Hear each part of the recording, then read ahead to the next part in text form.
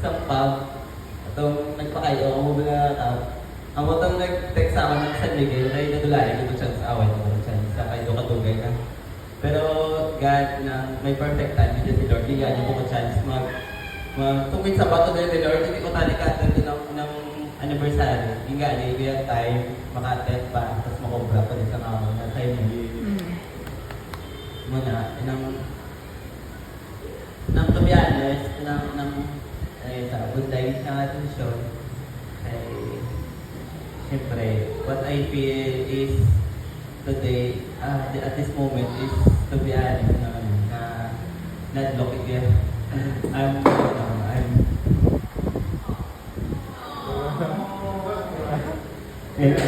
ilang mga past few weeks, I'm, gapay or dirty. Not-look it here.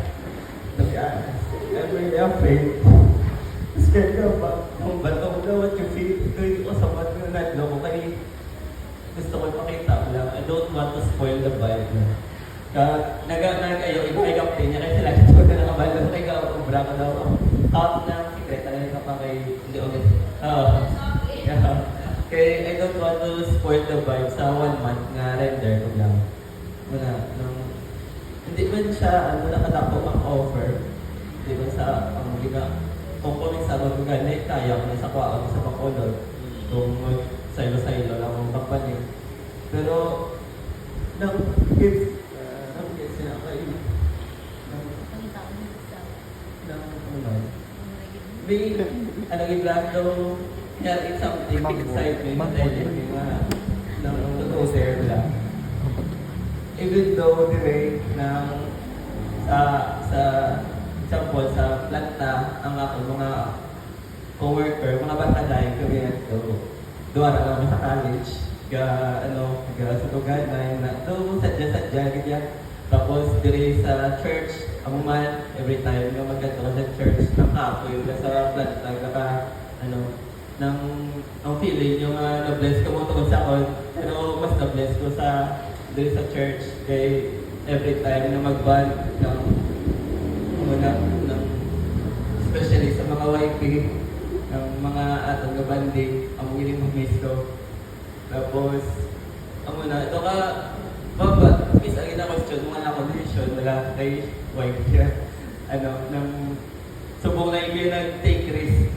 Subong na yung nag-take risk sa mga decision. So, kaya every time, optimistic ko kataya, hindi pa minsan ako, kung maamo ko na ano ko tayo man, nakakalayo, ito ka magla.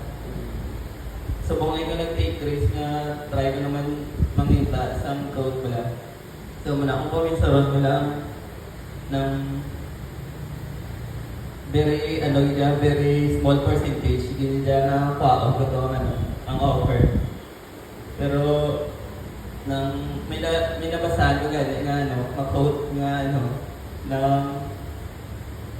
pursue that dream that may seem weird to others, but you know in yourself it was destined for you. So, I take note on that sa kay kabalori ko deep inside me na telling me to take that offer. And God knows na lang ano matabo. So, sa inyo tanan, I want to set an inspiration man sa mga younger generations sa OIP wala. Wala kang kabalo. Kaya hindi na pero I want to inspire others na to pursue your dreams. Chase nyo yung mga dreams, guys. Bahala na. Ay, may nadumduman ko lang nga, sige lang ko, ng interview wala. May harap sa question nga may pumakot ko ng message nga kung hindi hindrance ang kwarta, kung wala labot ang money, din mo kakakita self mo. So, nang na-impact sa akin, nga gitbis kami, check ko lang sa bag na pang pang matawid na to. Pero pagtapos na interview na dahil mali na sa pumangkot, yan to man. Ng Miss Universe. Miss Universe na lugar. So, I really thank God sa kay i-put niya ko sa amin na church ng I know na hindi ako kabayaan to. See you soon. See you soon, guys. Sana. Salamat.